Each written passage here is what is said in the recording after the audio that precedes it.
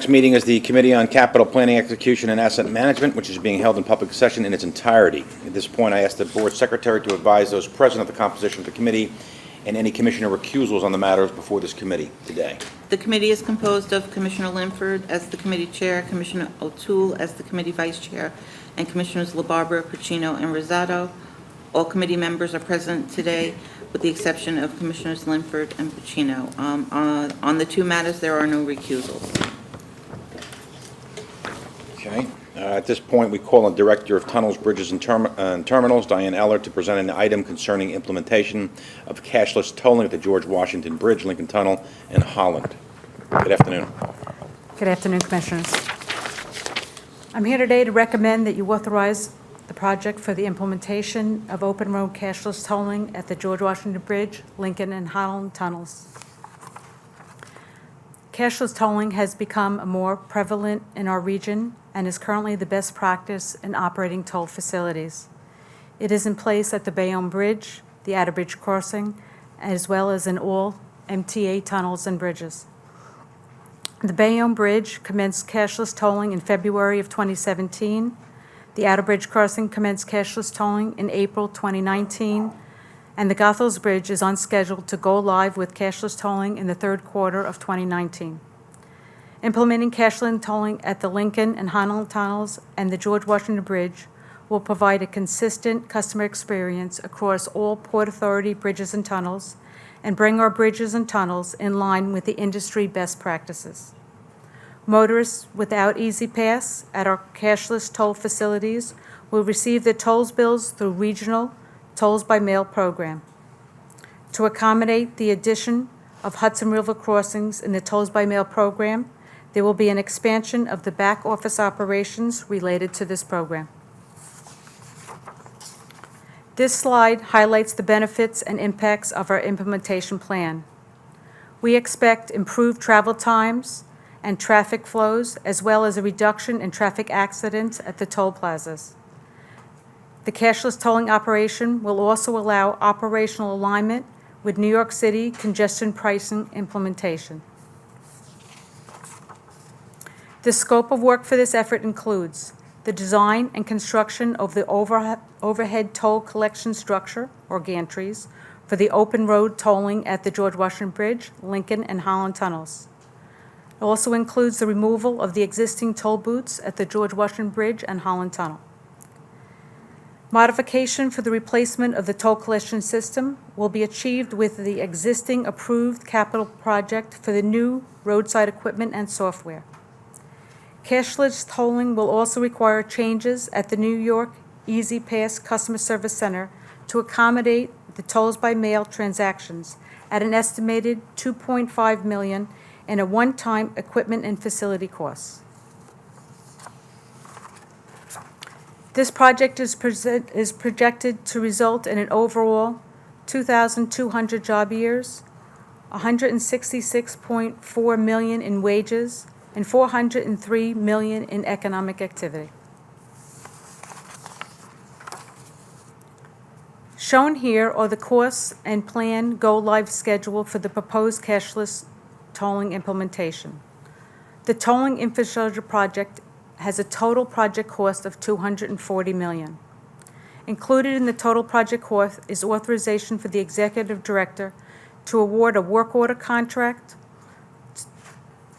for all work to deploy cashless tolling at the Holland and Lincoln tunnels at an estimated capital cost of $60 million. Also, a work order contract for all work to deploy cashless tolling at the George Washington Bridge at an estimated capital cost of $89 million. We are also requesting contract changes to support the expanded tolls by mail activities, including amending our contract with Conduit State and Local Solutions, Inc. for the Easy Pass New York Customer Service Center operations with an increase of $2.5 million to cover facilities and equipment required for the added tolls by mail transaction processing. We will also advance contractual changes to add supplemental staffing and technical services to support the tolling operation and enforcement in a total amount of $3.5 million. Open road cashless tolling is expected to be operational in 2021. The construction schedule will be developed in coordination with the impacted communities and other ongoing facility construction plans. Commissioners, I request that you advance this item for full board approval later today. Thanks, Don. Just a couple of comments. So we hear open road tolling will improve traffic flows, which seems to be obvious, and obviously it'll cause less congestion, and I assume it'll reduce some of the emissions that we're experiencing. And some of the notes we talked and we looked at before, when you talk about the actual emissions issue, from what we gather, from the reports that you've given us, that, number one, we're going to save 210,000 driving hours, number one, at those crossings by having cashless tolls. There's going to be a regional fuel savings of 330,000 gallons per year. Is that accurate? That's correct.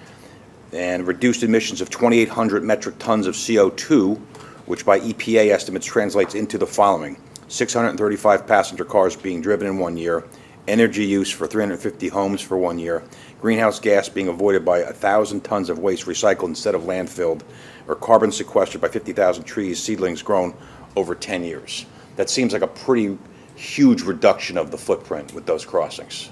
Yes, those are just some of the benefits. Yes, that's correct. Those are some of the benefits. The other benefit, which I think, besides the environmental benefit, is the public safety benefit, which has been talked about but not talked about a lot. So by having these cashless tolls, by our own estimates, there should be a reduction of 75% of the accidents that are experienced now at those crossings, which should reduce or eliminate 975 accidents at those crossings. Yes, the crossings at the plazas themselves, that's where a large number of the accidents happen both before and after the toll plazas, and we estimate about a 75% reduction at the plazas themselves. And currently, how many accidents do we experience in a given year at those crossings? Annually, about 1,200 on average. And our estimates is we're going to reduce that number by 975. Right, so last year we had about close to 1,300, so 70, that's what That's those the number. numbers relate to, yes. So in a typical accident, how much time in terms of our manpower, how much downtime, how much congestion is it added to an already congested situation? Right, so there's... Walk us through what happens. So, there's two benefits. Well, there's many benefits, but just in the throughput of traffic. So you already talked about the reduction in travel time for the customers in terms of the throughput. So our customers are inconvenienced by having to sit in that additional traffic. But on the other side, from the Port Authority side, we have both tunnel and bridge agents who are involved in having to deal with removal of the accidents, as well as our police officers who would be present to either report the accident or be able to provide aid to the injured, as well as emergency first responders, both from ambulance or from local fire departments, or again from our own staff, tunnel and bridge agents who would respond. So all of those emergency services, both Port Authority and mutual aid response that would be needed, those services won't need to respond to those accidents. So that's considerable in terms of savings. Thank you, Diane. Any commissioners have any comments or questions? May I please have a motion from a committee member who's not recused to move this item forward? So moved. Here a second? Second. Any objections? Hearing none, motion is passed. Next, we call upon our Chief Development Officer, Derek Utter, to present capital results for the first quarter of 2019. This is an informational report. Great, thank you, Chairman, and good afternoon, Commissioners. So I'm here to report today on the second quarter, or rather the first half of 2019's capital plan performance. Just as a refresher, we have a $32 billion 10-year capital plan that extends from 2017 to 2026. This year, 2019, we had budgeted to spend $3.75 billion. The first half results reflect a continued major improvement in the capital plan execution from prior years. Spending increased from $1.2 billion in the first half of last year to $1.5 billion in the first half of this year, about a 25% increase. Spending was at or slightly above plan, which is a good thing in this case because it reflects projects tracking ahead of schedule. So importantly, we hit 97% of our milestones in the first half of this year. That's up from about 64% 2 years ago and 70% for the entirety of last year. Small projects were 95% on time, up from 77% last year, and most line departments hit all of their milestones. We do not expect this ahead-of-plan spending to negatively impact our on-budget metrics, however.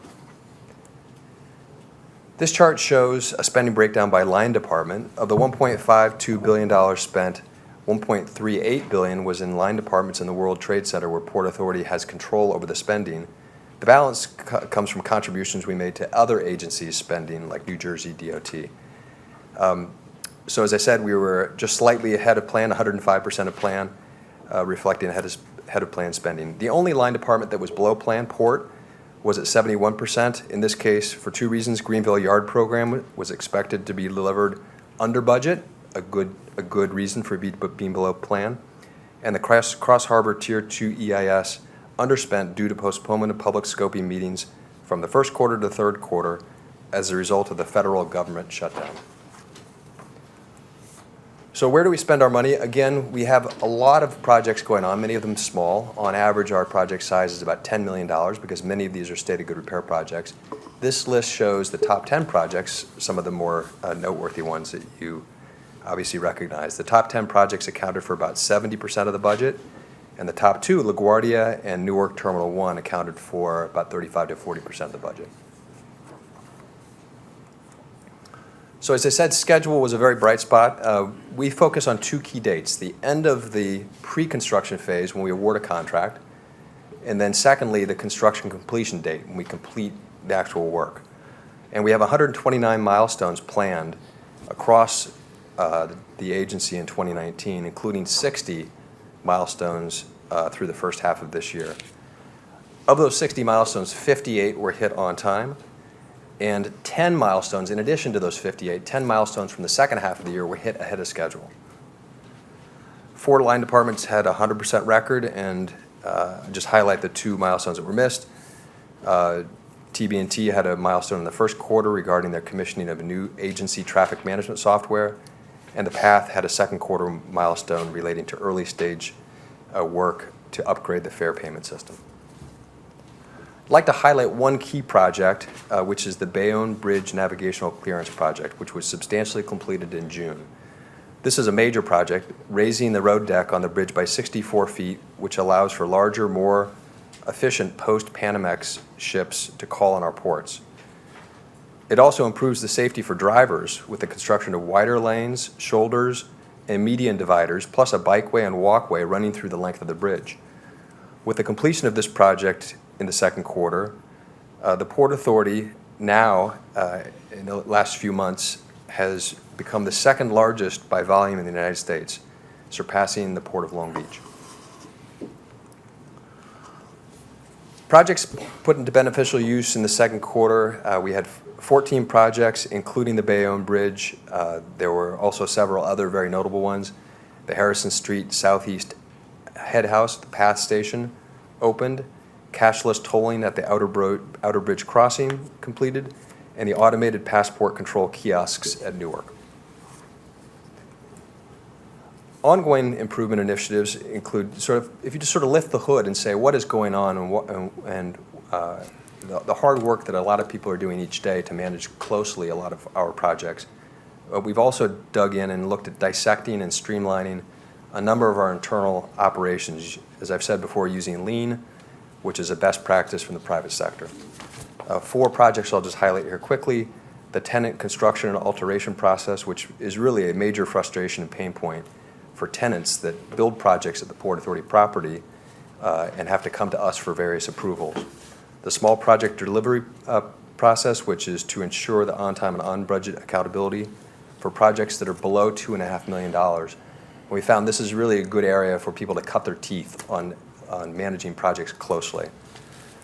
Third, the project authorization process to expedite project delivery by streamlining duplicative layers of reviews and approvals internally. And fourth, the capital project closeout process to reduce project costs by streamlining the final payment process to get projects closed out. So just in summary, the key challenge for the team is to continue to maintain the positive performance through the second half of the year so that we can close out 2019 on a strong note. So with that, I'll take any questions. Right.